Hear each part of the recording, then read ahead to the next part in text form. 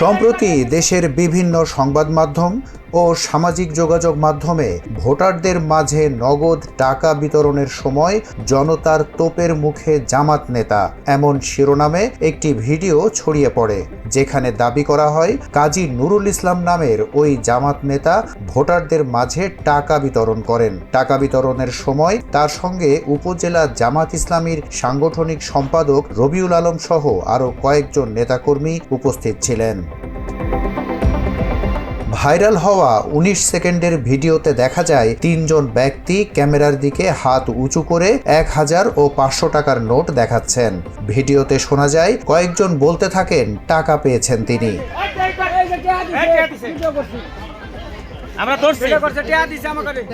তবে সংবাদ মাধ্যম দ্য ডিসেন্টের অনুসন্ধানে উঠে এসেছে ভিন্ন চিত্র।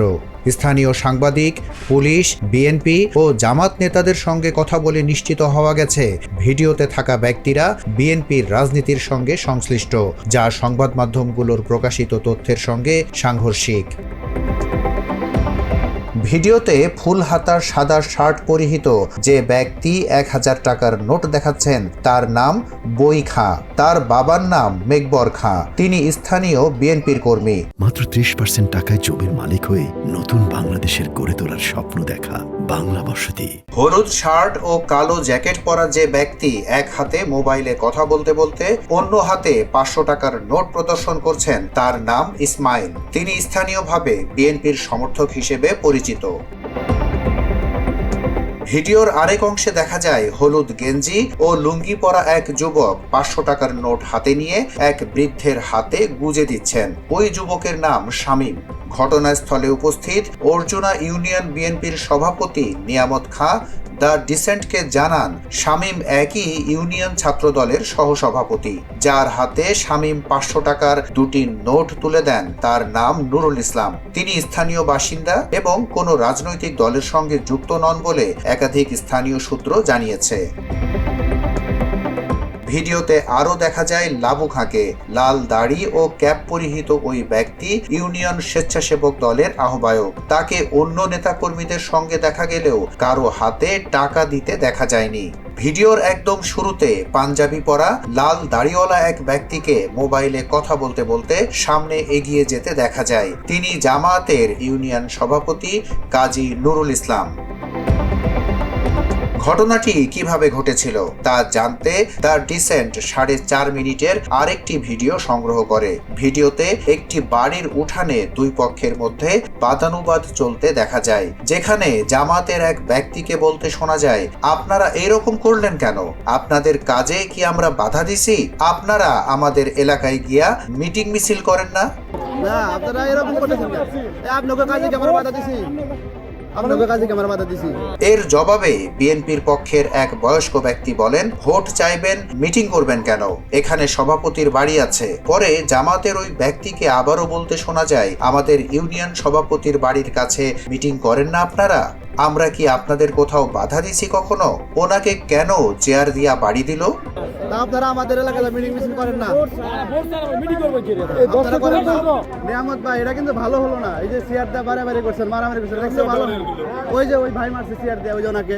স্থানীয় একাধিক সাংবাদিক জানান, বুধবার সকাল 10টার দিকে অর্জুনা ইউনিয়নের জগৎপুরা গ্রামের মধ্যপাড়ার ভোটের গণসংযোগে যান জামাতের নেতাকর্মীরা। এই কার্যক্রমের নেতৃত্ব ছিলেন ইউনিয়ন জামাতের সভাপতি কাজী নুরুল ইসলাম এবং উপজেলা সাংগঠনিক সম্পাদক রবিউল ইসলাম। ওই গ্রামের বাসিন্দা ইউনিয়ন বিএনপির সভাপতি নিয়ামত আলী খাঁ। গণসংযোগের এক পর্যায়ে স্থানীয় বিএনপির কয়েকজন নেতাকর্মী সেখানে এসে মিটিং করতে বাধা দেন। ওই সময় ৪.৫ মিনিটের ভিডিওটি ধারণ করা হয়। আমরা কি আপনাকে এরকম বাধা দিচ্ছি কোথাও? দেখাইতে পারবেন? এই যে বাধা দিতেছেন, আপনারা কি আমাদের ইউনিয়ন পরিষদে মিছিল করেন না? এই যে ওনাকে মারলো কেন? চেয়ার দিয়ে বাড়ি দিছে, ওনাকে চেয়ার দিয়ে কেন বাড়ি দিল? এদিকে এক ভিডিও বার্তায় সাংগঠনিক সম্পাদক জানান, তিনি অবসরপ্রাপ্ত মাদ্রাসা শিক্ষক মোহাম্মদ রবিউল আলম, সাবেক উপজেলা জামাত আমির ও বর্তমান সাংগঠনিক সেক্রেটারি তিনি। রবিউল আলম অভিযোগ করেন, উরজরা ইউনিয়নে ভোট প্রচারের সময় নিয়ামত আলী মাস্টারের নেতৃত্বে ৩০-৩৫ জন হামলাকারী তাদের আক্রমণ করে। বিএনপি নেতার এলাকায় জামাতের প্রবেশ অবরোধ করে ফ্যাসিস্ট বলে উস্কানি দেয়। প্রতিবাদ করায় সঙ্গী মুরিদ জামানকে চেয়ার দিয়ে মারধর করে। তারপর রবিউলকে মাফলার দিয়ে শ্বাসরোধ করে। টেনে নিয়ে দাড়ি টেনে বুক, গলা, মাথায় মারধর করা হয়। তিনি আরো বলেন, ঘটনা ঢাকতে তারা নিজেদের টাকা বিতরণ করে ভোটের টাকার মিথ্যা অভিযোগ করে, মোবাইল ছিনতাই করে ভিডিও ডিলিট, হ্যান্ডমাইক ও ঘড়ি ভাঙছে, অশ্লীল গালাগাল করে, অডিও ভিডিওর প্রমাণ আছে।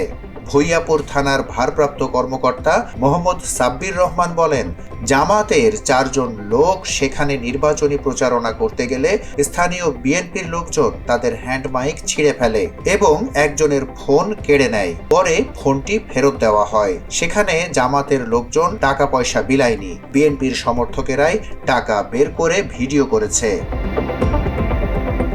উপজেলা নির্বাহী কর্মকর্তা মোহাম্মদ মাহবুব হাসান জানান, ঘটনার খবর পেয়ে সেখানে নির্বাহী ম্যাজিস্ট্রেট ও আইন শৃঙ্খলা বাহিনী পাঠানো হয়েছে। তিনি বলেন, জুডিশিয়ারি ম্যাজিস্ট্রেটের নেতৃত্বে একটি তদন্ত কমিটি গঠন করা হবে এবং তদন্তে যা পাওয়া যাবে সেই অনুযায়ী ব্যবস্থা নেওয়া হবে। নির্বাহী ম্যাজিস্ট্রেট মোহাম্মদ রাজীব হোসেন বলেন, তারা সরেজমিনে গিয়ে যা বুঝেছেন সেখানে ধস্তাধস্তির ঘটনা ঘটেছে, তবে এক এক পক্ষ এক এক রকম দাবি করছে। নির্বাহী ম্যাজিস্ট্রেটের চোখের সামনে কোনো ঘটনা না ঘটলে তাৎক্ষণিক সিদ্ধান্ত দেওয়া সম্ভব নয়। Desk report, Bangla addition.